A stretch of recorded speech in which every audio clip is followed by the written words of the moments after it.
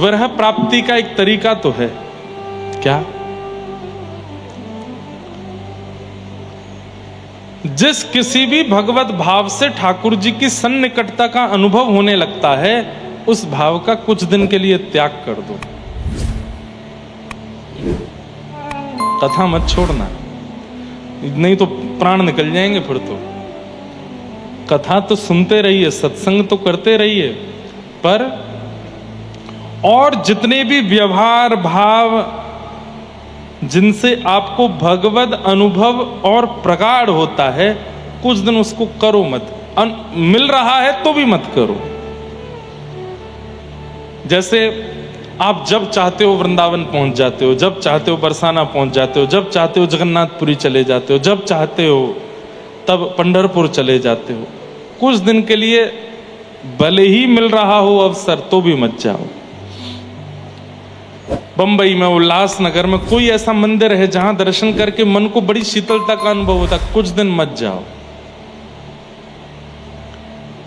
केवल और केवल सत्संग सुनते रहो।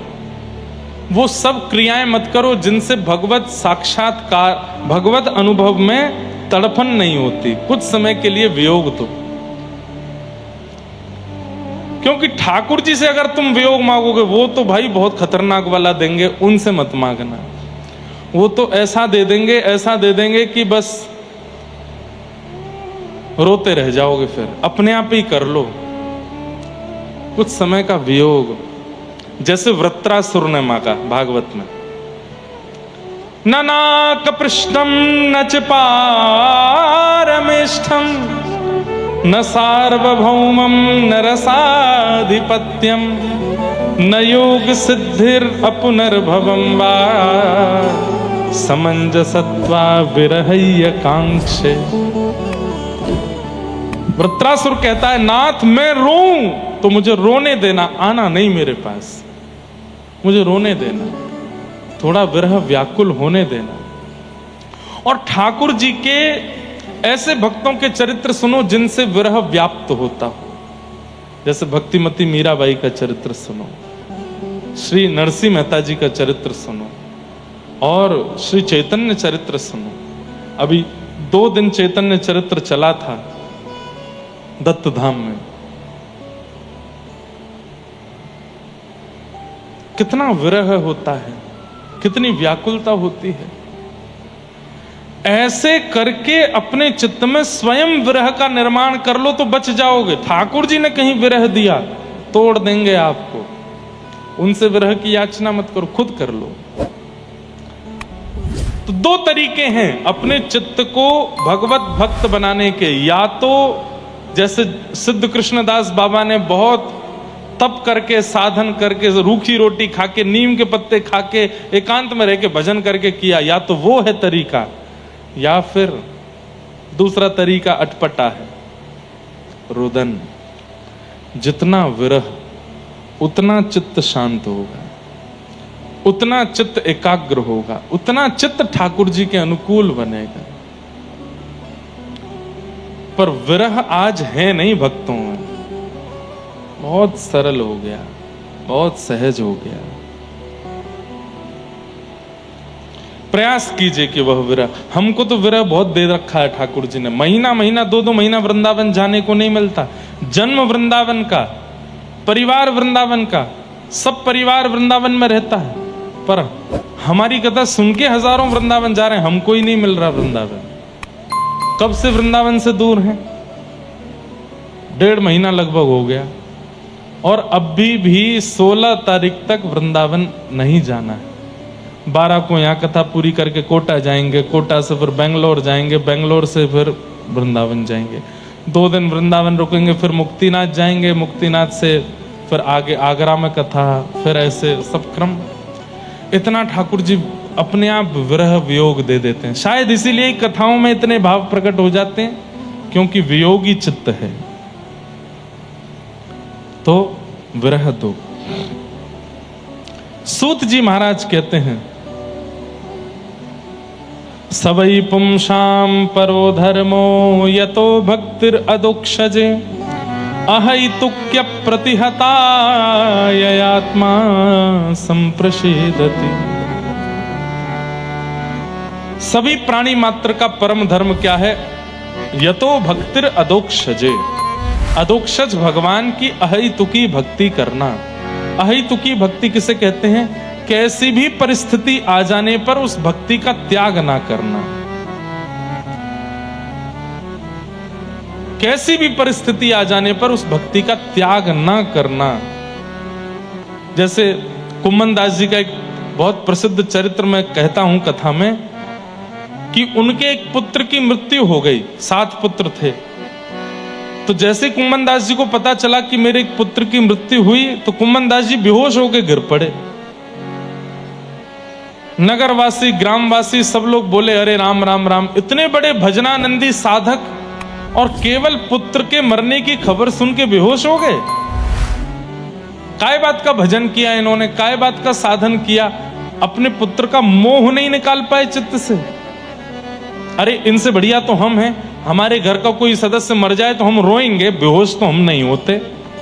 इतना बड़ा भजन साधक कुम्मन दास, और पुत्र की मृत्यु की बात सुन के मूर्छित होकर गिर पड़ा।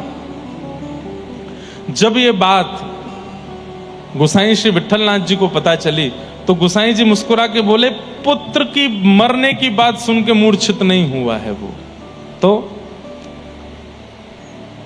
बोले वो इसलिए मूर्छित हुआ है कि पुत्र मर गया, अब 13 दिन तक सूतक लग गया, अब 13 दिन तक मैं मंदिर नहीं जा पाऊंगा, श्रीनाथ जी को नहीं देख पाऊंगा, इसलिए मूर्छित हुआ है वो। बोले अरे आप तो बात बना रहे हैं। बोले रुको दिखाता हूं। मूर्छित अवस्था में कुम्मन दास जी, कोई पानी डाल रहा है, कोई कुछ कर रहा है, उस समय कान में जाकर के कहते हैं, गोसाई जी तू चिंता मत कर, मंदिर की एक खिड़की खोल देंगे, भीतर भले ही मत आना, वहां से ठाकुर जी का दर्शन कर लेना। इतना सुनते ही उठ बैठे जग करके और बोले, पुत्र की क्रियाएं करो, जो अंत्येष्टि होनी है वो सब क्रियाएं करो। समझ में आई बात?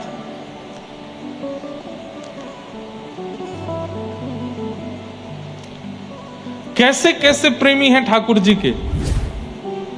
पुत्र मर गया फिर भी भगवत प्रेम कम नहीं हुआ। हमारे महाराष्ट्र में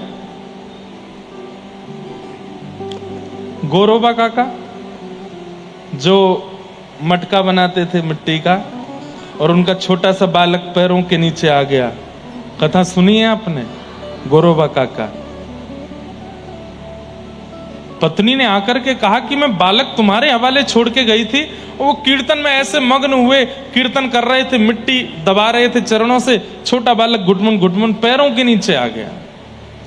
लेकिन आप कीर्तन में इतने मग्न थे कि नहीं पता चला, बालक की मृत्यु हो गई। लेकिन भगवत भक्ति नहीं छोड़ी, ठाकुर जी का भजन नहीं छोड़ा। कई संसारवादी लोग मेरी इस बात को कह करके, बात को सुन करके बहुत प्रोपेगेंडा बना सकते हैं। कैसी बातें कर रहे हो आप? आपके साथ ऐसा हो जाए तो आप सह लोगे? दुनिया को ज्ञान दे रहे हो व्यास मंच पे बैठ के, खुद के जीवन में अगर कुछ हो जाए सह लोगे?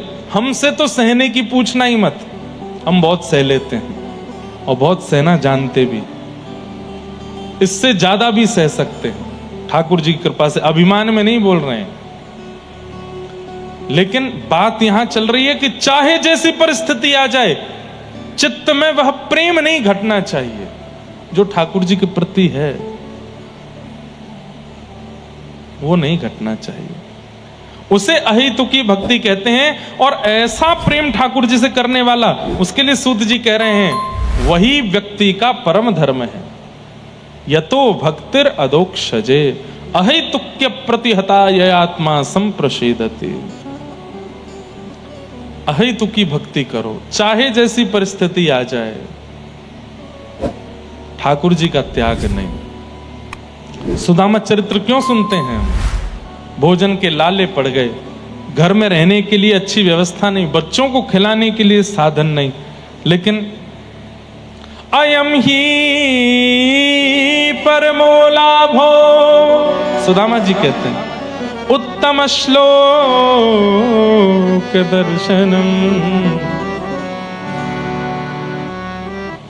उनके लिए वो कष्ट है ही नहीं। संपदो नैव संपदः विपदो नैव विपदः संपदो नैव संपदः विपद विस्मरणं विष्णोः संपद नारायण स्मृति। वास्तव में विपत्ति कोई विपत्ति नहीं है। पैर में लग गई, सिर में लग गई, कान में लग गई, हृदय में लग गई, पेट में लग गई, कोई भी पीड़ा हो गई या परिवार में कुछ हो गया, ये विपत्ति नहीं है। बहुत धन मिल गया, करोड़ों का फायदा हो गया, इतनी बड़ी प्रॉपर्टी मिल गई, ये मिल गया, ये संपत्ति नहीं। तो ठाकुर जी को भूल जाना, इससे बड़ी कोई विपत्ति नहीं, और ठाकुर जी की हमेशा याद बने रहना, इससे बड़ी कोई संपत्ति नहीं हो सकती। चाहे जैसी परिस्थिति आ जाए, ठाकुर जी को आप भूलते नहीं हो तो आप सबसे बड़े संपत्तिवान हो। आपसे बड़ा कोई संपत्तिवान नहीं है, ठाकुर जी को नहीं भूलते।